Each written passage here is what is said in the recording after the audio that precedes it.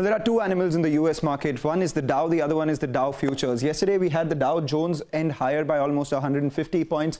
Nasdaq actually eked out yet another record close. Its 20th record close for 2020. And this time around, it was led by big gains in both Apple as well as Microsoft. Both of them ended higher by almost 3%. So across the board, we saw some gains come by. Then the volatility began with regards to the US futures. Earlier, it fell almost 400 points on comments from Peter Navarro saying that the China trade deal is over. Thereafter, we saw a swift recovery immediately after there was a clarification that the China trade comments are not as it seems. And beyond all of that, there was a Donald Trump tweet which set the record straight, saying that the China trade deal is indeed intact. And as a result of which, we saw a near 400-point recovery on the Dow futures as well. Here's Donald Trump's tweet. But the European markets, they are still concerned about rising coronavirus cases. So we saw a decline across the board in the European indices and also a move towards safe haven assets. So gold is at a near 1-month high on account of increasing coronavirus cases. The Asian markets,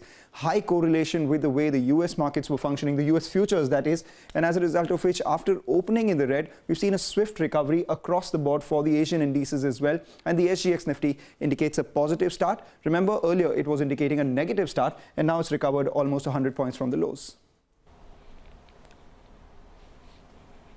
Okay, recovered 100 points from the lows. Thanks so much, Mangalam, for that. Let's discuss the other big story right now. US President Donald Trump has signed a proclamation suspending H-1B visas.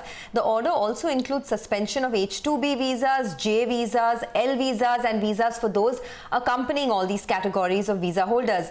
Kritika Saxena joins us now to give us details on all of this. Kritika, hi, morning. Although this news flow has come in, it seems like Indian tech companies may not be that hit because the percentage of the visa holders, H-1B visa holders, has gone down dramatically for Indian tech companies?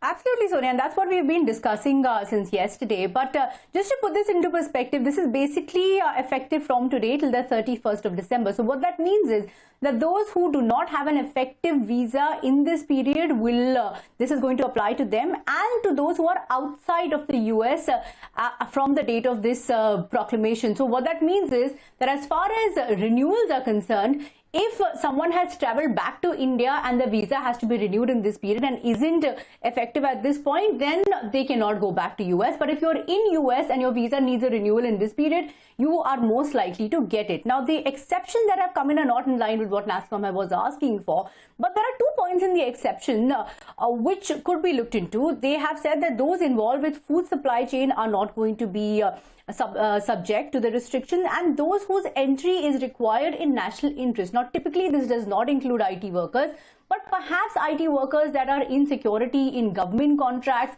in healthcare or pharma, they perhaps could be included, but that is once NASSCOM goes into the fine print. As you said, impact is going to be on 70% of 85,000 visas basically going to Indians. So 240,000 is the estimate that NASSCOM pegs of the number of Indians that will be affected. But this is actually more of Indians who've been hired by companies like Google, Amazon, IBM, Accenture, etc. versus Indian IT companies. Because if you look at the figures, in FY19, 7 of the top 10 recipients of H-1B visas were US companies. The dependence and the share of Indian companies has dropped from 51% to 24% between 2016 to 2019. And even in the large companies, if you look at the exposure, TCS, Infosys have about 40 to 50%, Wipro, HCL Tech 30 to 35%. So yes, while Indians will be impacted who are wishing to go there to work, we're not going to see as much of an impact. And this is what we've been talking about on the large Indian IT companies. All right. Thanks a lot for that, Kritika. So the important point is that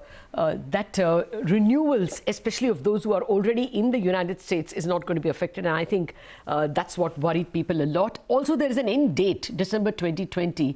So it's probably only for a very short period.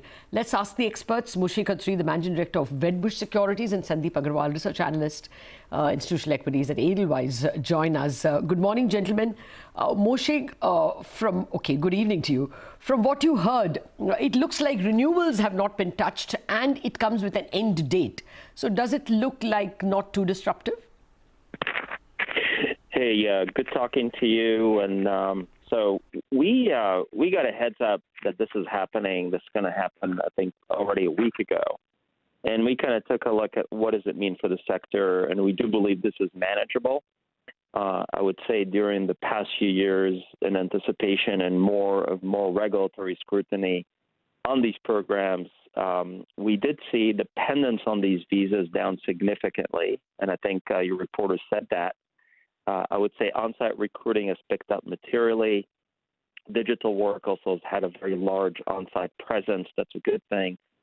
And then most legacy work has been processed and done remotely and offshore. And probably lastly, COVID-19 has actually cut off intra-continental travel anyway, forcing most vendors to depend even less on visa-related travel. So, I think this is a very typical, unfortunately, drama that happens in an election year in the U.S., and we do believe that this is bad as well for the space. Okay, yes. In fact, in 2016 as well, we had the same noises. So we have Sandeep as well now with us, Sandeep Agarwal. Sandeep, good morning. We had the same noises in 2016, and we have the IT index which gained 50% in last 4 years. TCS doubled, and in any case, the dependence on these visas is perhaps down a bit. Do you think the market will just take it in the stride and move on? What's your view on the IT stocks now? So, Anuj, we had a very clear view that, next 2-3 months we will have a few negative news which will come because of high unemployment number in the U.S., irrespective of the fact where the unemployment is coming from, or because we are getting to, closer to elections, so always there is some bit of, noise on this. And we have seen this for the last few elections. It is not one or two. And I think it is more to do with that. But there are 3 parts to this. First of all, what happens to people who are already on the H-1B visa? I think they should not be impacted much. The renewal part, I think, there is no other option but to give extension to people whose renewals are coming in, because otherwise practically it will be impossible to execute anything operationally on that front. I think the only challenge will be people who would have got visas in April, May, and they would be waiting for the lockdown to open and travel. And that travel was not happening any which way. So the best case estimate for those people to travel was also October. So in my view, effectively 3 months for very minuscule number of people who could not travel will be the actual impact. However, people position it or how they take sentimental is a different thing. And as last point, last year, to the best of my knowledge, the number for all the IT companies or the services sector which we track was less than 1,000. So you can understand there is broadly almost negligible impact, which is very much manageable. And as rightly said by Moshe, most of the IT companies in the last 4-5 years have ramped up their on-site massively. You can see that even in Infosys case, they have hired 10,000 locals in last 3-4 years, and they are training them. So I don't think there is a sentimental impact, and many more things can come up in next 1 or 2 months. So cumulatively, there could be a 10-15% correction in the stocks, primarily because the stocks are not almost at pre-COVID level as well. So we have to keep that in mind. But I am not expecting a sharp reaction today because this is broadly known. Sure. Okay, great. So that's established that it is a negligible negative impact for these companies and sentiment at worst. Sandeep, so what do you do with the stocks now? What is your recommendation on some of these large cap names? Do you suggest a buy on dips if it does take place? So, interestingly, we have a very, very strong upgrade on the sector just 20 days back, and we have highlighted this. I can't and Q1 weaker than what we have anticipated. Those risks, but we are seeing a massive bull run in the sector over next 2-3 years, because digital transformation and cloud migration will be key themes, and no one, whoever was fearing not to transit to cloud will now do it immediately. So I think it is a Sandeep, we can't hear you. It's a scratchy line. We'll try and reconnect. I wanted Moshe's view on the stocks that he likes. But more than that, Moshe, 2 or 3 quick questions. Okay, we are not able to hear Moshe either. Well, but we got the gist. It is a negligible impact. If we can redial, we will. No, we can't. Okay, the long and the short of it is that it's not going to impact the stocks too much. Let's do one thing. Let's get into a break. By then, we will be perhaps able to touch base with our experts yet again and carry on this conversation. I wouldn't be surprised today, actually, if you saw some bit of recovery in IT stocks, since the bark was much worse than the bite. The bite is quite insignificant. We'll take a break and be back.